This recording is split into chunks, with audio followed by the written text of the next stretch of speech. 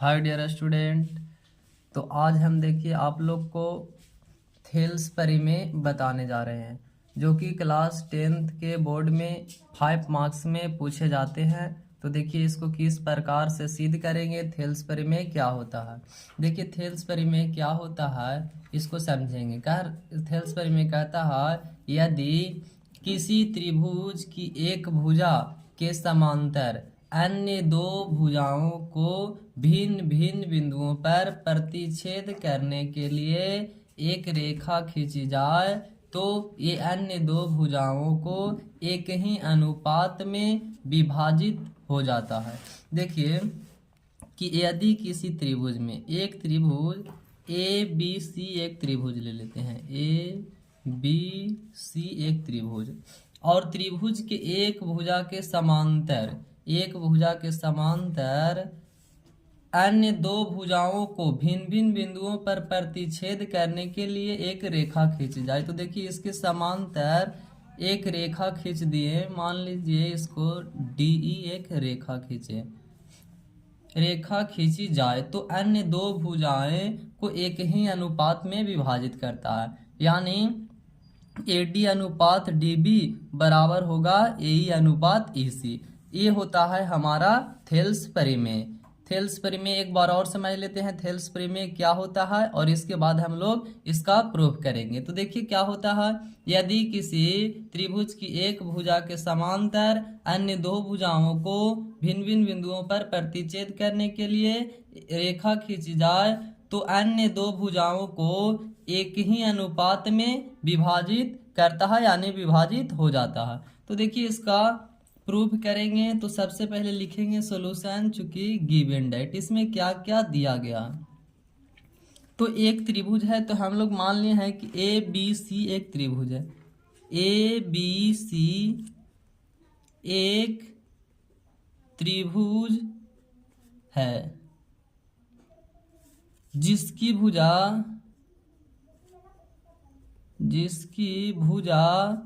BC, जिसका भुजा BC के समांतर DE एक रेखा खींचे। BC के समानांतर DE एक रेखा खींचे, ये हमारा दिया गया है। तब प्रूव करके बताना है थेल्स परिमेय के अनुसार टू प्रूव रेखा खींचे तो जो अन्य दो भुजा है उसको एक ही अनुपात में विभाजित करता है, यानी AD बटा DB बराबर AE बटा EC। ये प्रूव करना। देखिए सबसे पहले अब इसको रचना करेंगे इसमें, तो यहाँ लिखेंगे कंस्ट्रक्शन, बनावट या रचना करेंगे। तो देखिए रचना में क्या करेंगे, E से लंब EN AB पर खींचेंगे और D से लंब AC पर खींचेंगे। तो यहाँ से लिखेंगे कि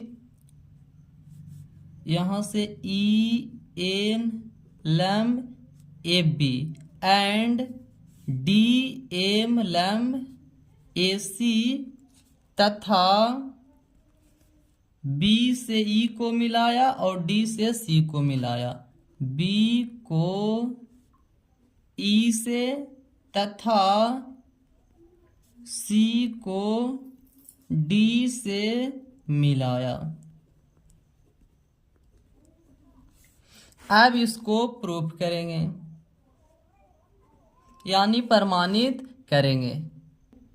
तो देखिए प्रूफ करेंगे तो सबसे पहले त्रिभुज ADE में चलेंगे। तो यहाँ लिखेंगे एरिया ऑफ ट्रायंगल ADE और त्रिभुज का क्षेत्रफल बराबर फार्मूला है 1/2 गुने आधार गुने ऊंचाई। तो यहाँ से देखिए एरिया ऑफ ट्रायंगल ADE बराबर हो जाएगा 1/2 गुने इसका आधार यहाँ ले लेंगे AD, आधार हो जाएगा AD और लंब हो जाएगा, देखिए यहाँ पे EN लैम AB पर खींचे और DM AC पर, तो यहाँ लिख देंगे AM, यानी इसका लैम हो जाएगा EN। तो यहाँ से आधार AD और लैम हो जाएगा EN। इसको इक्वेशन मान लेंगे फर्स्ट। एंड देखिए अब चलेंगे त्रिभुज BDE में, त्रिभुज BDE में, ये वाला ट्रायंगल में चलेंगे। तो यहाँ से देखिए एरिया ऑफ ट्रायंगल, तो यहाँ से चलेंगे BDE बराबर, और एरिया ऑफ ट्रायंगल बराबर फार्मूला होता है 1/2 गुने आधार गुने ऊंचाई। आधार को लिखते हैं B और ऊंचाई को A। तो यहाँ से देखिए 1/2 गुने यहाँ से BDE में, तो BD इसका आधार हो जाएगा और जो लैम है AD पर वही लैम हो जाएगा, यानी यहाँ पे BDE ट्रायंगल का, यानी AD पर लैम है, यानी EAB पूरा पर लैम है, तो BD भी AB पर ही है। तो यहाँ पे लैम हो जाएगा, यानी ऊंचाई हो जाएगा EN और आधार हो जाएगा BD, तो BD गुने EN। इसको इक्वेशन मान लेंगे सेकेंड।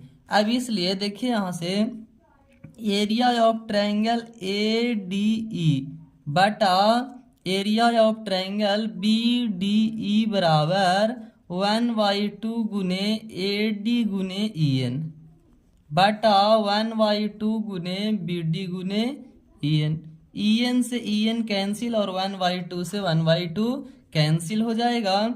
इसलिए area of triangle ADE by area of triangle BDE बराबर हो जाएगा AD बटा BD। इसको इक्वेशन मान लेंगे थर्ड। अब नो अगेन, यानी पुनः ट्रायंगल ADE में चलेंगे, पुनः ट्रायंगल ADE में चलेंगे। तो एरिया ऑफ ट्रायंगल बराबर एरिया ऑफ ट्रायंगल ADE बराबर फार्मूला हम लोग जानते हैं 1/2 गुने आधार गुने ऊंचाई होता है। तो देखिए यहाँ पे जो इस ADE में अब की जो आधार लेना है उसको AE लेना है, तो यहाँ पे आधार लेंगे AE और ऊंचाई लेंगे, यहाँ पे देखिए AE पर लैम है DM, तो यहाँ से ऊंचाई H हो जाएगा DM। इसको इक्वेशन मान लेंगे 4। अब चलेंगे एरिया ऑफ ट्रायंगल CDE, और एरिया ऑफ ट्रायंगल बराबर फार्मूला जानते हैं आधार गुने ऊंचाई हाफ। यहाँ से देखिए अब CDE ट्रायंगल में चलेंगे, तो CDE इसका आधार लेना है CE और EAC पूरा पर लैम है DM, तो इसका भी लैम हो जाएगा DM, यानी 1/2 गुने EC गुने DM। इसको इक्वेशन मान लेंगे 5। अब यहाँ से देखिए इसलिए एरिया ऑफ ट्रायंगल ADE बटा एरिया ऑफ ट्रायंगल CDE बराबर 1/2 एरिया ऑफ ट्रायंगल ADE बराबर है 1/2 AE गुने DM और बटा CDE बराबर है 1/2 EC गुने DM। DM से DM कैंसिल, 1/2 से 1/2 कैंसिल, तो यहाँ से बच जाएगा AE बटा EC। इसको इक्वेशन मान लेंगे 6, यानी इसलिए area of triangle ADE by area of triangle CDE बराबर आ जाएगा AE बाई EC। लेकिन यहाँ पे देखिए ट्रायंगल BDE इसका आधार DE और ट्रायंगल CDE दोनों एक ही आधार DE के बीच स्थित है और दोनों DE और BC भुजा समांतर के बीच स्थित है, यानी ये दोनों का क्षेत्रफल बराबर होगा। तो यहाँ लिखेंगे चूंकि ट्रायंगल BDE और ट्रायंगल CDE एक ही आधार DE पर स्थित है तथा समांतर रेखा BC और DE के बीच स्थित है। यहाँ पे देखिए CDE एक ही आधार पर है और BC और DE के बीच स्थित है समांतर रेखा, तो इसलिए एरिया ऑफ ट्रायंगल BDE बराबर हो जाएगा एरिया ऑफ ट्रायंगल CDE। तो यहाँ से from equation third and six, देखिए जब यहाँ पे देखिए थर्ड इक्वेशन थर्ड में है एरिया ऑफ ट्रायंगल ADE और एरिया ऑफ ट्रायंगल BDE, और एरिया ऑफ ट्रायंगल BDE और CDE दोनों बराबर है, ये इक्वेशन थर्ड में है। और इक्वेशन सिक्स में है एरिया ऑफ ट्रायंगल ADE और एरिया ऑफ ट्रायंगल CDE, तो area of triangle CDE BDE के बराबर है, यानी एक दोनों इक्वेशन का LHS बराबर है तो RHS भी बराबर होगा। तो इसका RHS में इक्वेशन थर्ड में है AD/DB और इसका है इक्वेशन सिक्स के RHS में AE/EC। तो यहाँ से हो जाएगा AB/BD बराबर AE/EC, ये हो जाएगा प्रूव।